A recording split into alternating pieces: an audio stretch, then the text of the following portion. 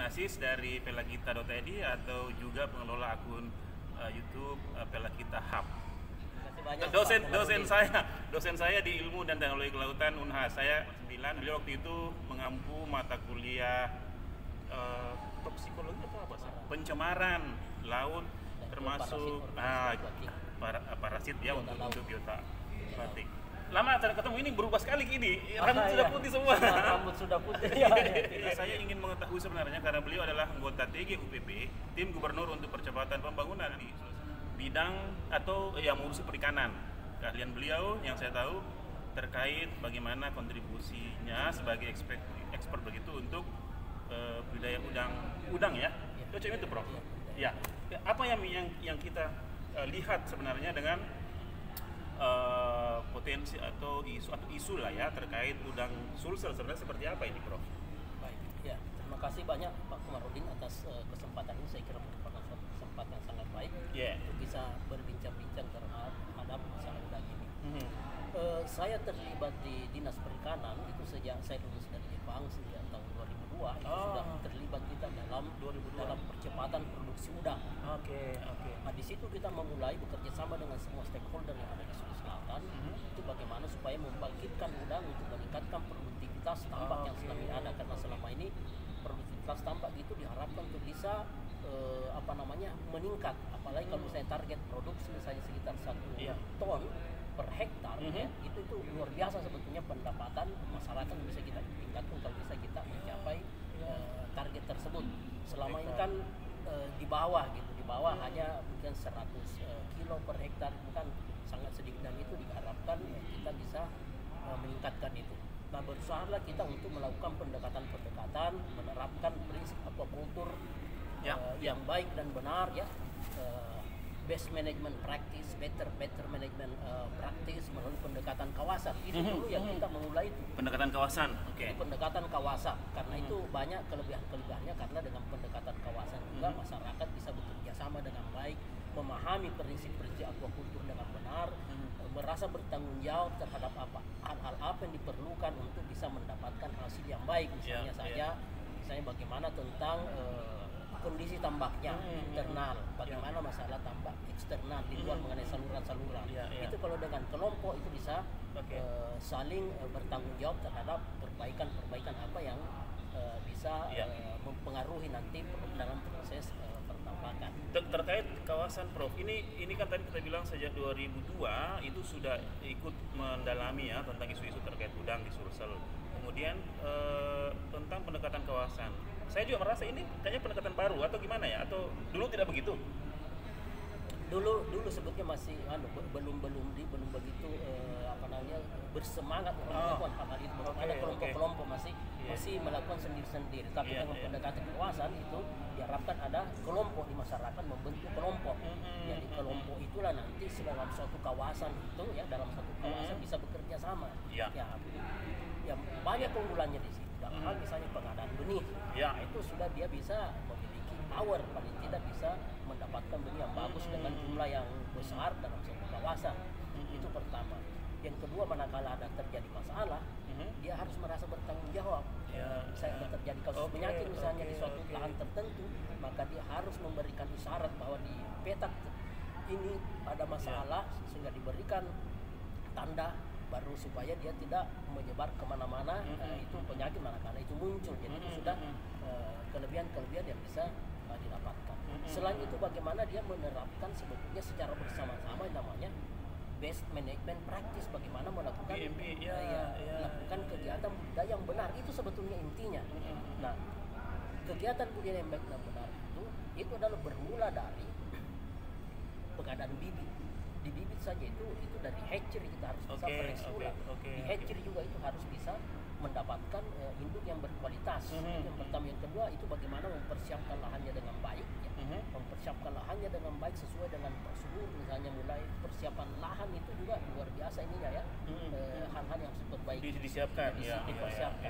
Karena selama ini kenapa tambak menjadi begitu sekarang ini misalnya lumpurnya begitu dalam, karena sejak dari dulu itu kurang diterapkan prinsip budidaya yang benar ya. Seandainya misalnya sejak dulu itu dilakukan pembersihan habis panen lakukan pembersihan itu akan menjadi tidak separah sekarang sebetulnya. Itulah yang kita lakukan sekarang ini. Prof, tapi ini kan saya waktu pulang dari Aceh itu tahun 2008 itu juga sempat menulis opini di Fajar ya, bahwa better management practice itu adalah solusi untuk pengelolaan udang kita gitu ya. Nah sekarang kita ini kan di TGUPP ini pembacaan tak tentang misalnya gairahnya Sulsel untuk membudidayakan udang windu misalnya atau fanamela misalnya, itu memang ada sesuatu yang ingin diubah secara signifikan, atau memang hanya sekedar trial saja begitu, atau memang sudah ada contoh lain misalnya kawasan ini bagus kalau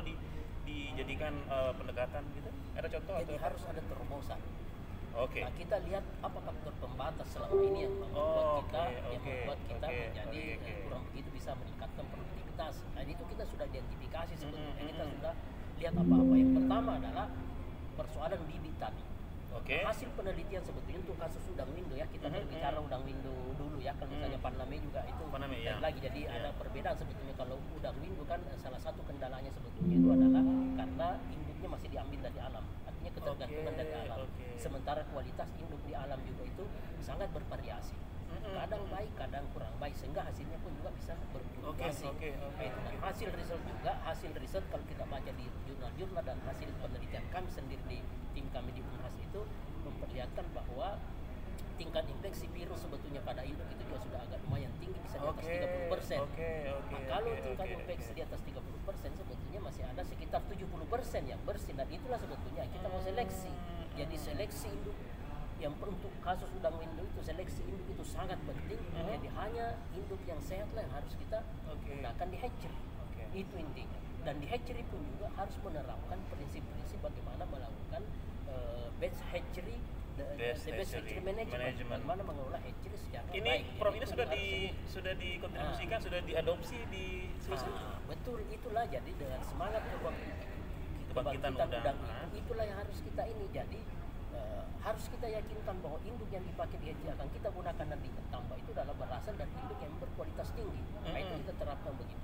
Yang kedua, pengelolaannya juga di hatchery itu harus mengikuti standar-standar hatchery yang baik, yang benar. Biosecurity harus ini, tidak boleh menggunakan, kalau misalnya ada penyakit tidak boleh lebih dimusnahkan daripada kita gunakan. Dan itulah yang kita terapkan pada saat ini untuk kebangkitan. Let's say kita bicara Pindrang itu ada semacam pendekatan kawasan. Pendekatan kawasan di Pindrang itu dan sekarang ada namanya Pandawa 1000, artinya sekitar 1000 hektar. Dan sekitar kalau tidak salah sekitar 700-an petani tambak yang terlibat di sini. Dan itu adalah contoh kawasan menurut saya yang baik, karena kerjasama yang baik di antara kelompok dan di antara pemerintah, dan itu sudah terjalin dengan baik sehingga pelaksananya bisa berjalan dengan baik. Apa inputnya, Prof? Apa input yang diintroduce di DKP atau di tim ini? Jadi di sana itu ada bantuan-bantuan yang diberikan, dan tentunya bantuan dari pemerintah itu bantuan berupa bibit ya. Jadi bibit itu memang standarnya itu harus standar berkualitas ya. Nah pengadaan bibitnya ini kan ya sesudah aturan harus di di pihak ketiga akan, dan itu kita menyeleksi. Jadi ada tim memang, dan kita dari tim itu membuat suatu syarat-syaratnya seperti apa benur yang berkualitas. Ada warningnya Pak Kadis dulu, Pak Sulkaf itu ada videoku juga itu tentang pastikan bahwa yang menyiapkan benur itu betul-betul mengikuti harapan tadi itu, jangan lelehan. Ya betul, berkualitas. Jadi kita membuat aturan, misalnya ada namanya bagaimana cara memproduksi itu, hanya kita sekedar memberikan saran kepada mereka, karena hanya dengan cara itulah kita bisa menghasilkan misalnya dari segi induknya tadi, bagaimana dia menetaskannya, bagaimana dia memberi makan, seperti apa jenis makanan yang cocok, itu kita kasih masukan kepada hatchery. Dan tentunya itu memungkinkan untuk dia lakukan, karena harga yang kita berikan juga kita akan membeli dengan harga Rp50 sebetulnya, dan itu memungkinkan untuk kita menghasilkan benur yang berkualitas. Di sistem di program DKP saat ini itu sudah dijadikan kegiatan atau program? Ya, sudah dijadikan suatu penyediaan bibit benur sudah? Ya, sudah sudah waktu. Jadi semua persyaratan sudah dipenuhi untuk ini, dan tentu yang mengajukan penawaran itu melalui suatu program proses seleksi dan ada juga tim untuk melihat bagaimana proses di hatchery-nya itu seperti apa. Nah, terakhir kalau misalnya itu benur yang dihasilkan itu ada masalah, misalnya dari segi fisiknya, ya. Pertama kita cek itu adalah fisik. Kalau fisik bagus, baru biologinya kita cek kesehatan dari segi keberadaan virusnya. Jadi kalau fisik saja sudah jelek tanpa PCR pun tidak usah kita mengikuti proses itu. Iya, sortir misalnya, mengambil sampling itu. Nah, dilakukan proses itu teman-teman, karena sudah terbukti bahwa ada waktu itu orang sudah mau mengambil bibit, sudah mau panen, tetapi hasil pemeriksaan kawan-kawan di lapangan itu melihat bahwa ada gejala-gejala yang tidak sesuai dengan kesehatan fisik daripada benur tersebut, makanya dimusnahkan, tidak dipakai. Jadi seperti itu yang kita jalankan, di samping nanti setelah itu kita bisa dapatkan ditambak itu harus misalnya bagaimana menghilangkan lumpurnya, ya. Tentu tidak 100% karena ada juga masalah, ya. Jadi menghilangkan lumpur itu prosesnya, karena ini sebetulnya pendekatan best management practice atau better management practice ini adalah berdasarkan kaidah-kaidah ilmu pengetahuan. Saya make sense itu, bro, make sense. Tapi ini kan begini, di tingkat budidaya itu kan challenge-nya adalah bagaimana mereka sepakat pada satu kesepakatan. Kita katakan begitu ya. Oke, tempat tebarnya bersamaan, panennya bersamaan. Nah, itu sesuatu yang menurut saya tidak mudah ya. Di tengah misalnya mereka mau cepat uangnya, kemudian kadang-kala juga panennya kecil pun dia sudah mau jual karena ada yang beli. Itu kita hadapi nggak selama ini? Dihadapi. Jadi dalam hal pengadaan bibit, karena itu kan 30 juta tidak mungkin bisa terpenuhi dalam waktu satu kali, sehingga bertahap juga sebetulnya. Jadi kalau 30 juta itu kemampuan hatchery di Sulawesi Selatan tidak mampu mengadakan sekaligus.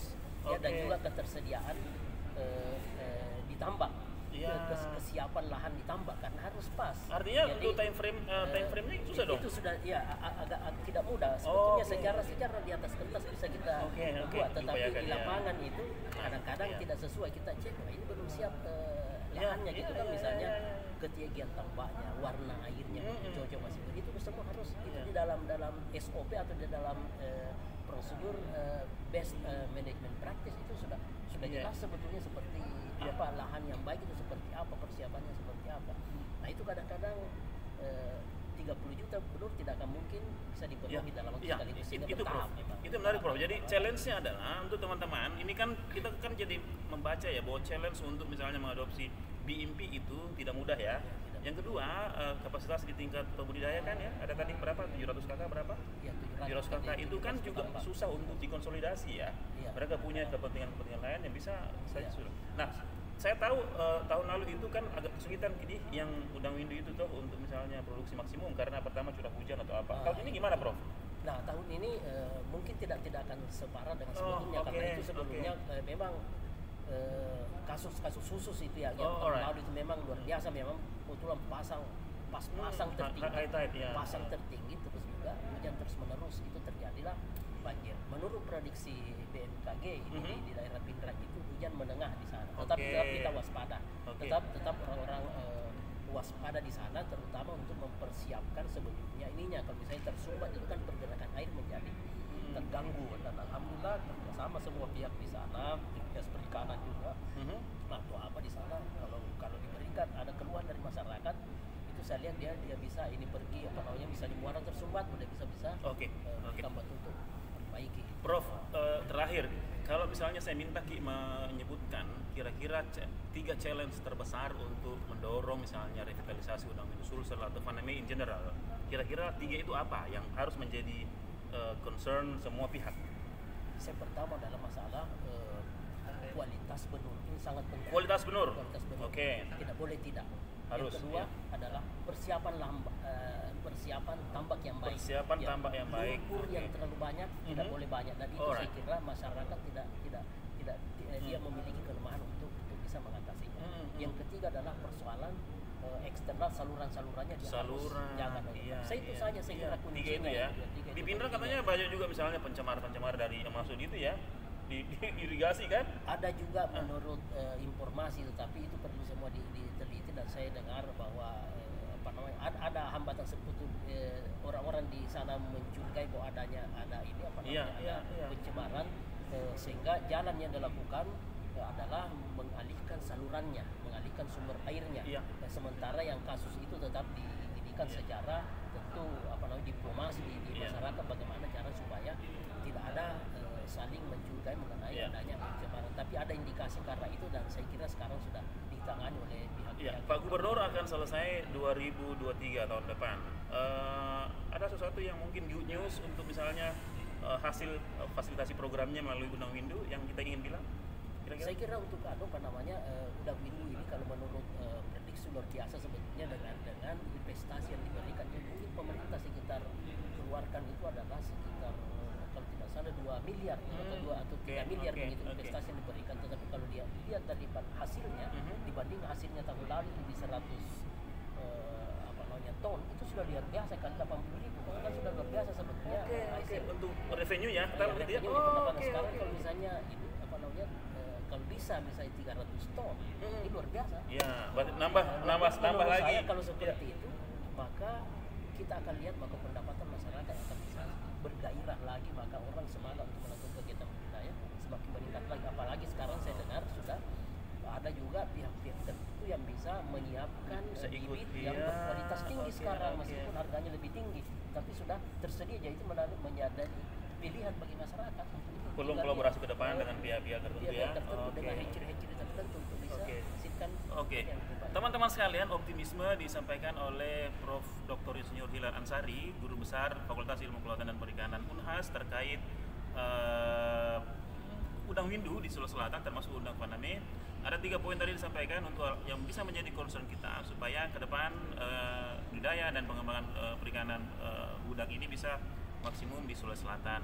Pendawa 1000 yang didorong di Pinrang itu adalah contoh bagaimana Pemprov itu peduli untuk pertama merevitalisasi Udang Windu sebagai kebanggaan Sulsel, dan yang kedua adalah ini akan menjadi contoh kira-kira input apa yang bisa didorong ke depan supaya bisa memaksimalkan hasilnya begitu ya. Oke, Prof, terima kasih banyak sudah beri pencerahan. Terima kasih banyak. Ya, salam dari Makassar. Ya.